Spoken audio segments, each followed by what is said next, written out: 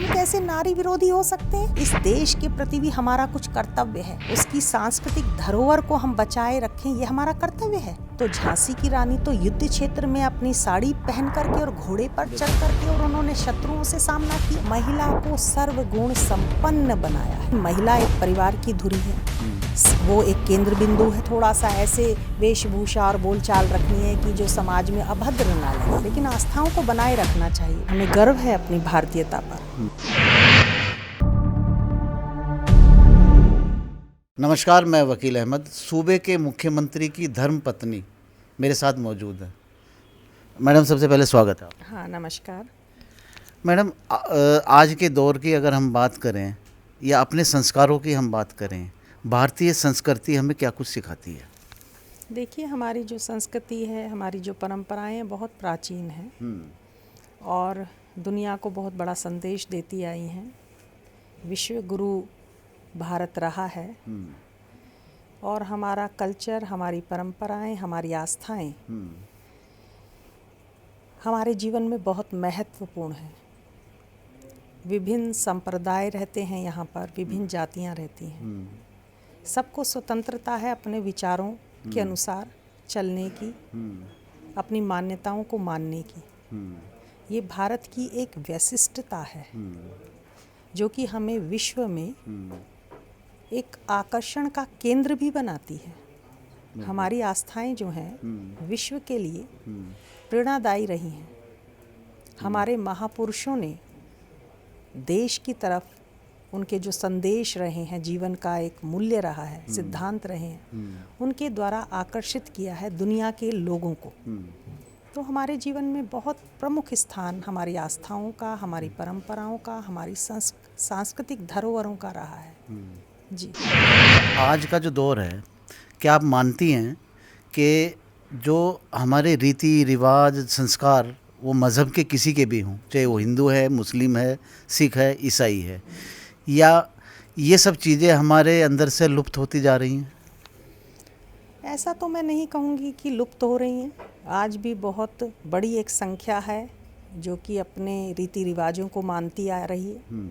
लेकिन थोड़ा सा ये है कि पाश्चात्य संस्कृति की तरफ भी हम लोगों का थोड़ा सा रुझान बढ़ा है। और होता ये है कि कई बार बिना सोचे समझे हम लोग उस पाश्चात्य शैली का अंधा अनुकरण भी करने लगते हैं, जबकि वो हमारी संस्कृति की तरफ आकर्षित हो रहे हैं। बाहरी जो देश हैं, बाहरी जो परिवेश है, बाहरी जो लोग हैं, लेकिन वो कहते हैं ना कि घर की मुर्गी दाल बराबर। तो मुझे लगता है वही स्थिति है यहाँ पर भी कि हमारी जो मान्यताएं हैं वो इतनी गूढ़ हैं जीवन के अंदर। हमारा जो कल्चर है वो बहुत हेल्दी कल्चर है। हमें गर्व है अपनी भारतीयता पर, अपनी सामाजिकता पर। हमारा जो सामाजिक ताना बाना है उसका कोई दुनिया में सानी नहीं है, मैं ऐसा सोचती हूँ। अच्छा, लिबास का अपना कितना महत्व है हमारे अपने समाज के अंदर? देखिए, लिबास तो हमारी भारतीय परंपरा का एक हिस्सा है, हमारी सांस्कृतिक पहचान है। आप देखेंगे कि भिन्न भिन्न राज्यों से बना है हमारा देश। भिन्न भिन्न राज्यों की अपनी विशेष वेशभूषा है। भिन्न भिन्न धर्मों से बना है हमारा देश, तो उन धर्मों की भी अपनी वेशभूषा है। सबको स्वतंत्रता है और वही वैशिष्टता, जैसे मैंने कहा, कि दुनिया को आकर्षित करती है कि इतना प्रेम के साथ किस तरह का ये ताना बाना है कि भिन्न भिन्न तरह के फूल यहाँ पे गुलदस्ते का निर्माण करते हैं। तो हमारा देश एक गुलदस्ता है जिसमें भिन्न भिन्न तरह के फूल हैं, वो महकते हैं और दुनिया को आकर्षित करते हैं। उसकी महक जो है आकर्षित करती है। गौरवान्वित हैं हम लोग। हमारे आदर्श बहुत उच्च कोटि के आदर्श रहे हैं, दार्शनिक रहे हैं। आध्यात्मिकता का यहाँ समावेश है हमारे कल्चर में। तो ये बहुत ही गर्व का विषय रहा है। अच्छा, क्या आदर्शों से अगर हम हटते हैं तो वो सब आपराधिक प्रवृत्ति पैदा करता है? नहीं, ऐसा भी नहीं है। देखिए, आदमी के अंदर अपनी एक सोच होती है कि हम अपनी परंपराओं में भी बने रहें, हमें आधुनिकीकरण के साथ भी चलना होगा, ऐसा नहीं है। जीवन परिवर्तनशील है, समाज परिवर्तनशील है। अपनी कुछ चीज़ों को समाज को छोड़ना भी पड़ता है समय की मांग के अनुसार। तो मैं ये नहीं कहूँगी कि अपनी आस्था से हट जाना, लेकिन आस्थाओं को बनाए रखना चाहिए। पूरी पुरजोर कोशिश होनी चाहिए कि ठीक है, समय की आवश्यकता है तो हमें थोड़ा बहुत परिवर्तन लाना है अपने अंदर, लेकिन हम अपनी परंपराएं, जो पहचान है, जो जड़ है, जो मूल है, उसको हम क्यों छोड़ें? उसको अच्छा, एक चीज़ बताइए रश्मि जी, आमतौर से देखा गया है कि नज़र नज़र का फेर है जी। पहली नज़र सडनली पड़ती है, इत्तेफाकन पड़ती है, पहली नज़र पड़ गई, दूसरी नज़र इरादेतन पड़ती है, और इसी नज़र के फेर के चक्कर में ये सब मामलात इतने तूल पकड़ जाते हैं कि आप अपनी नज़र सुधारिए, आपकी नज़र सही नहीं है। तो ये जो नज़र का अट्रैक्शन है, जी जी, इसको क्या फोकस करेंगे? मैं तो यही कहूँगी कि जैसा देश वैसा भेष, ठीक है ना। और अगर हम भारत में रहते हैं, भारत के कल्चर को हमें उसके संवर्धन के लिए हमें कार्य करने चाहिए, अपनी संस्कृति के संवर्धन के लिए कार्य करना चाहिए। लेकिन जब ऐसा परिवेश अचानक हमें देखने को मिल जाए, या प्रत्याशित रूप से हमें कुछ इस तरह के लिबास ओढ़े मिल जाते हैं, या हमें कुछ पहनावे ऐसे मिल जाते हैं जिसकी हमें कल्पना नहीं होती है, क्योंकि हम सामाजिक प्राणी भी हैं, समाज में रहते हैं, तो समाज के अनुरूप हमें अपने लिबास धारण करने पड़ते हैं जो कि हमारे सामाजिक नॉर्म्स में फिट हुए हैं, या हमारे जो ऋषि मुनि रहे उन्होंने स्थापित किए हैं वो नॉर्म्स।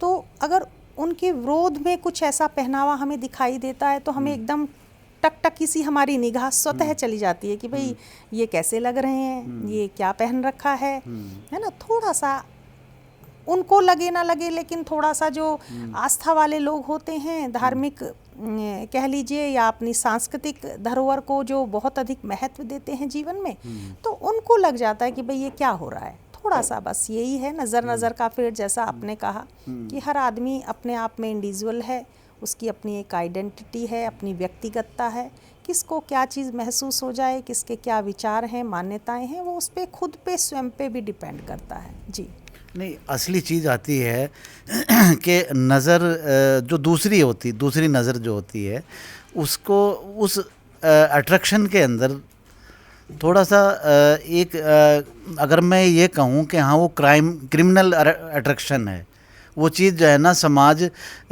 में लोगों को दूसरे ओर ले जा रही है। तो ये कहना चाहेंगे कोई क्रिमिनल नहीं है, सभी सामान्य रूप से रहें, सभी अपने देश के बारे में विचार करें, और अपने पहनावे को, बोलचाल को, अपनी भाषा को अपने उतने तक सीमित रखें जिससे हमारी संस्कृति पर दुष्प्रभाव उसका ना पड़े।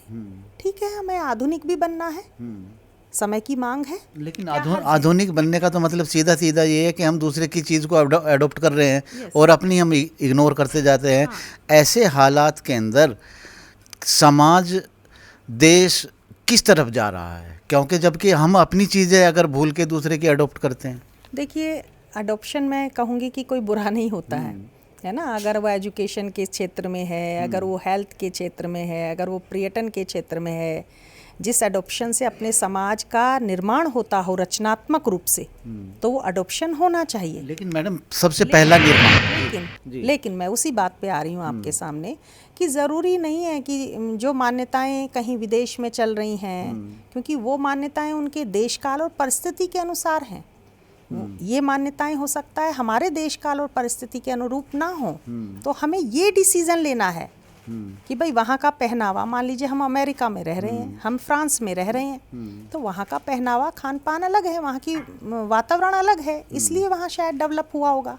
हमारा देश का वातावरण, हमारे देश के संस्कार अलग हैं, तो हमें वो जो, जब हम वो पहनावे की तरफ चलते हैं ना, थोड़ा सा ये मनन करने की आवश्यकता है कि क्या ये अडॉप्शन जो हम कर रहे हैं, क्या हमारी ये मान्यताओं के अनुरूप है या नहीं है, या सामाजिक रूप से ये एक्सेप्टेबल है या नहीं है, या ये कितना एक्सेप्टेबल है, समाज इसको मान्यता इतना रूप देगा भी या नहीं, है ना। सुविधाएं तो सब चाहते हैं, ऐसा कुछ नहीं है, लेकिन हाँ, सामाजिक थोड़ी मान मर्यादाओं को देख करके भी निर्णय हम लेते आए हैं। फिर मैं इसी बात पे कहूँगी कि भारतवर्ष की यही तो पहचान है। बिल्कुल सही है, गुलदस्ता है, हाँ, हर का कर चल बिल्कुल अलग अलग है, लेकिन हम अपनी मान्यताओं को भी जारी रखते हैं।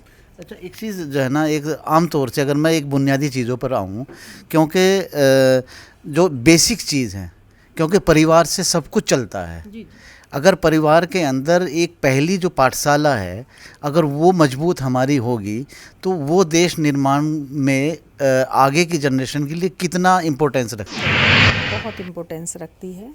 परिवार में सबसे बड़ी धुरी जो मैं मानती हूँ वो एक महिला को मानती हूँ। ठीक है।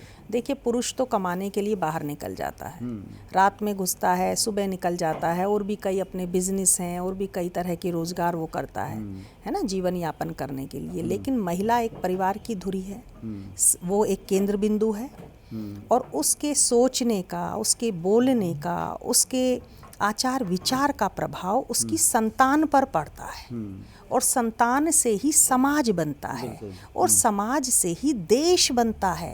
तो कहने का तात्पर्य यह है कि महिला को बहुत संजीदगी के साथ हमें ये सोचना चाहिए कि क्या हमारा खान पान, बोल चाल, क्योंकि वो अपने बच्चों के लिए एक आइडियल व्यक्तित्व भी होता है।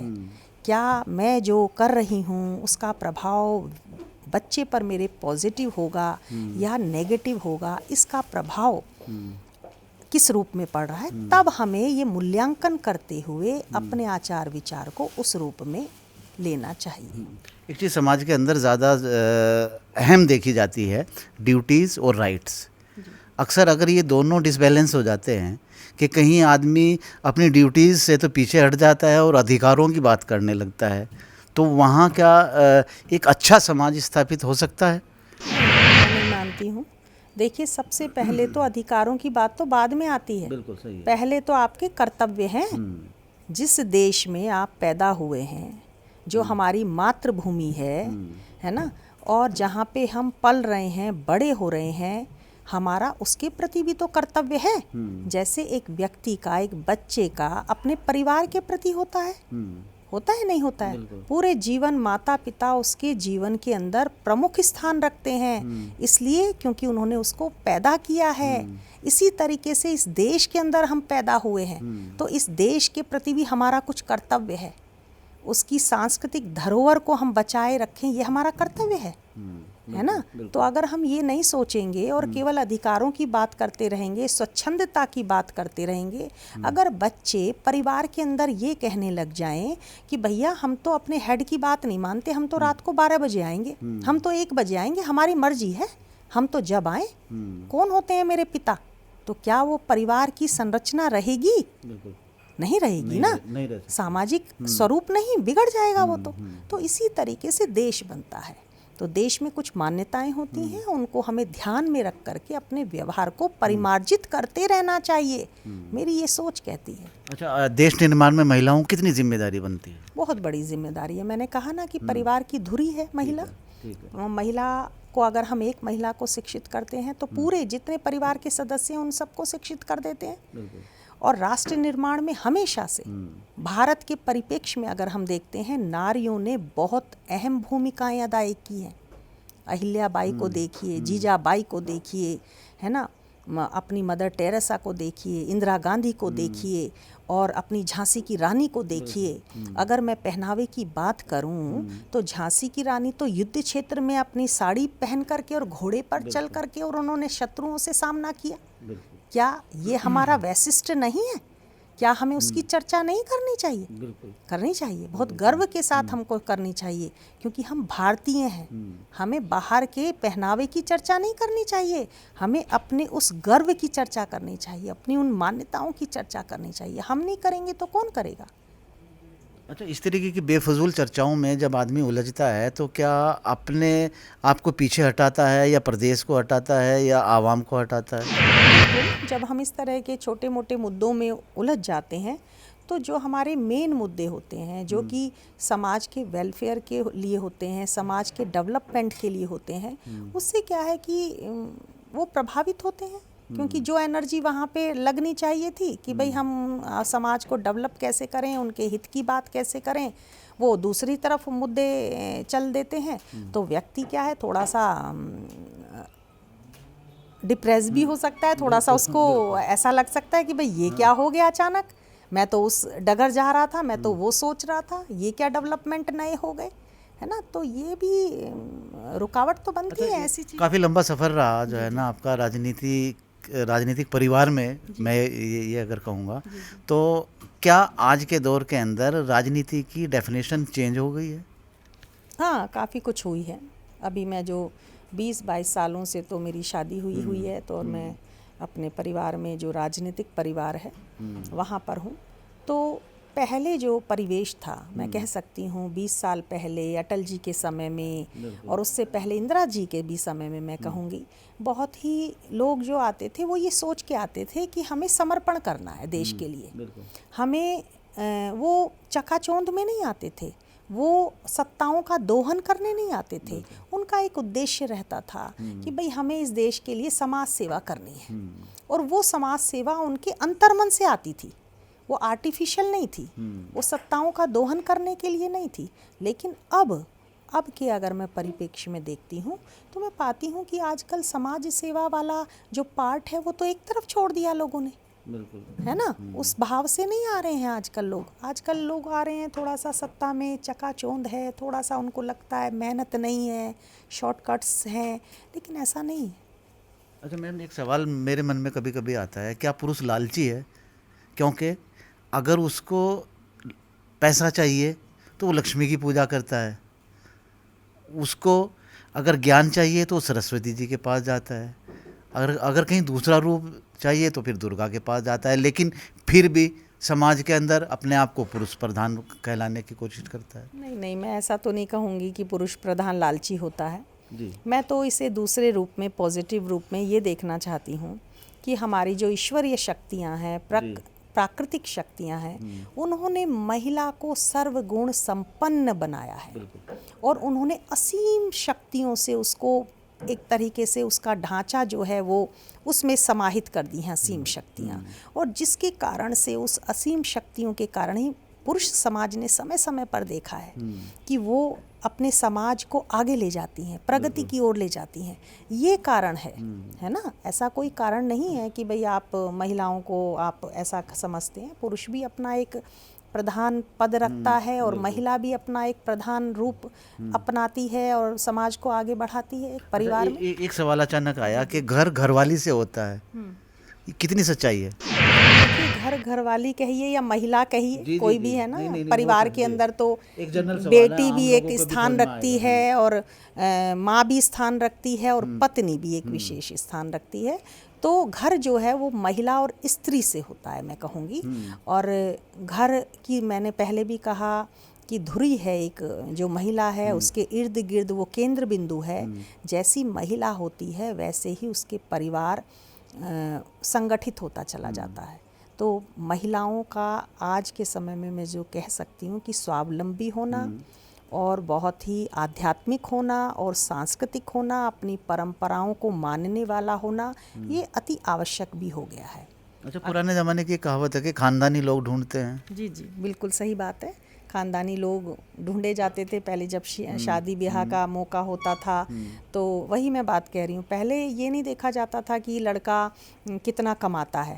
पहले जब लड़की के लिए रिश्ते के लिए उसके पेरेंट्स जाते थे, अड़ोस पड़ोस से पता करते थे कि भाई कैसा है ये घर परिवार, ये इसमें कुछ ऐसी अनहोनी घटनाएं तो नहीं हो गई, ये अपनी लड़की को ठीक ठाक रखेंगे या नहीं रखेंगे, है ना, इनका स्वभाव कैसा है। तो पहले ये चीज़ें देखी जाती थी, इनको प्रायोरिटी, जिसे हम नैतिक मूल्य कह सकते हैं, हमारी मोरल वैल्यूज़ कह सकते हैं, वो थी ज़्यादा। लेकिन आज क्या है, आज थोड़ा परिवर्तन हो गया है। आज हम ये देखने लग गए हैं कि भैया लड़का कितना कमाता है, कोई बात नहीं, अकेला रह लेगा तो क्या है, माँ बाप अलग रह लेंगे, है ना। तो इस तरह का बदलाव आया है और ये थोड़ा कभी कभी स्वाभाविक भी होता है, लेकिन हमें इस ओर सजगता से रहना है, क्योंकि हमने कहा ना हमारा कल्चर। जाते जाते दर्शकों को एक चीज़ और बता दीजिएगा आप, ज्वाइंट फैमिली और सेपरेट फैमिली और समाज का ताना बाना कितना इम्पोर्टेंस रखता है, कौन सी चीज़ ज़रूरी है?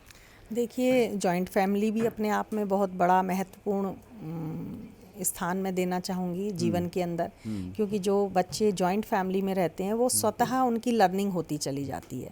और मैं कहती हूँ कि आज के परिवेश में अगर मैं एक मनोवैज्ञानिक रूप से इसको एक्सप्लेन करना चाहूँ तो उनमें एंग्जाइटी, डिप्रेशन, फोबिया, इस तरह की जो नॉर्मल डिजीज़ हैं, है ना, तो वो बहुत कम होती हैं, क्योंकि जो परिवार के बीच रहता है उसको सब तरह के बच्चों से, अपने चाचा ताऊ के बच्चे हैं उनसे व्यवहार कैसे करना है, चाची से कैसे बोलना है, माँ से कैसे बोलना है, ये स्वतः उनकी लर्निंग होते चली जाती है, वो पॉलिश हो जाते हैं, है ना। और बहुत सी ऐसी भी चीज़ें होती हैं कि जब वो घर में कोई फल आया तो वो थोड़ा सा ही हिस्सा उनको मिलता है, तो उनको ये भी अनुमान हो जाता है कि हाँ भाई मुझे इसमें ही संतुष्ट रहना है।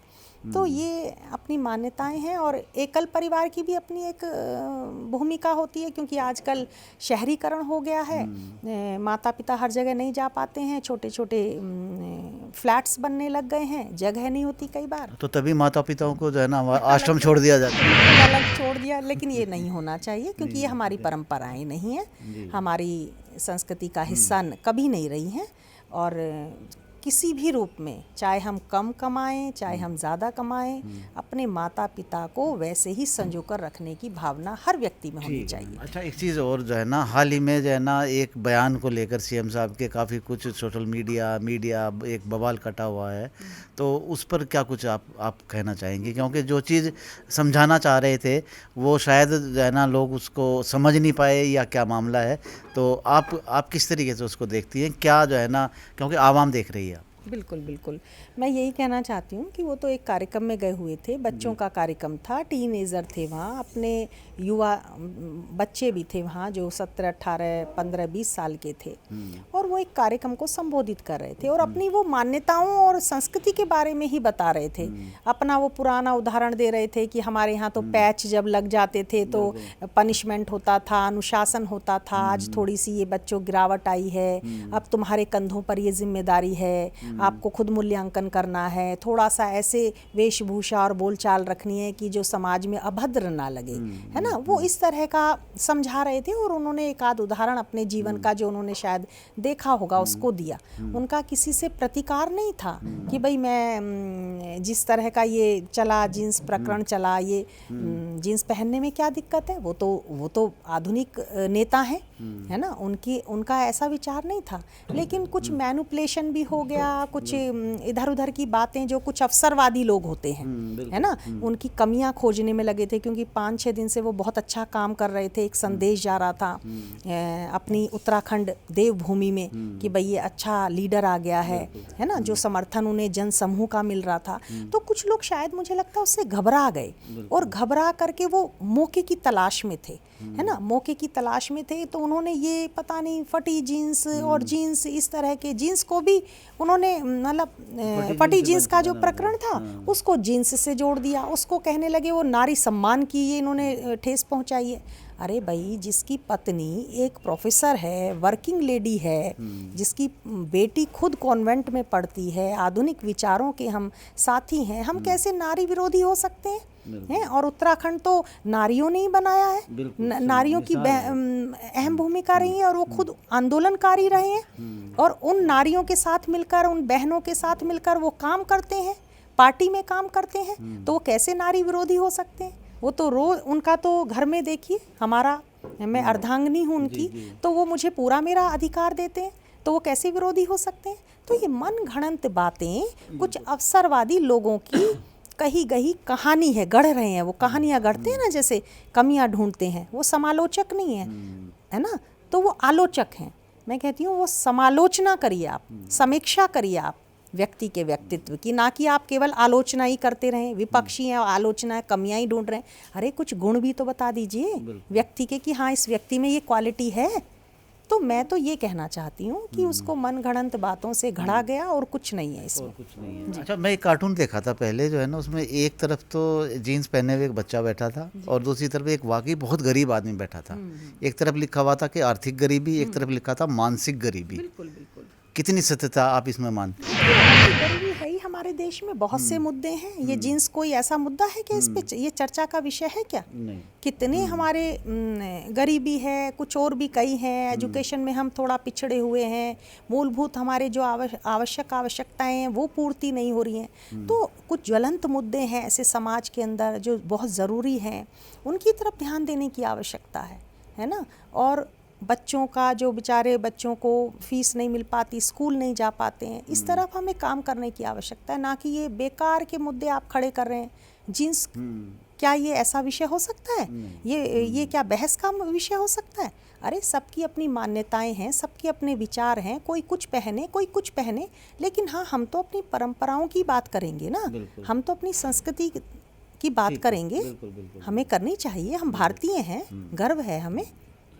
चलिए मैडम, बहुत बहुत शुक्रिया आपका। Thank you. चलिए, दो चीज़ें तो सामने बिल्कुल आती हैं। एक बात मैं अभी आपके सामने कही थी कि वो जो कार्टून आया था वाकई बिल्कुल सटीक बैठता है। ये आर्थिक गरीबी है या मानसिक गरीबी है? क्योंकि इस वक्त जो व्हाट्सएप यूनिवर्सिटी पे बहुत सी चीज़ें आती हैं तो कुछ संदेश वाकई छोड़ कर जाती हैं, लेकिन ज़रूरी बात जो इस वक्त सीएम साहब की धर्मपत्नी से मैंने की है कि अगर असल मुद्दों को लेकर चला जाए तो वाकई वो चीज़ें देश के हित में होती हैं। मेरे सुनाई, मुझे दीजिए इजाज़त। नमस्कार।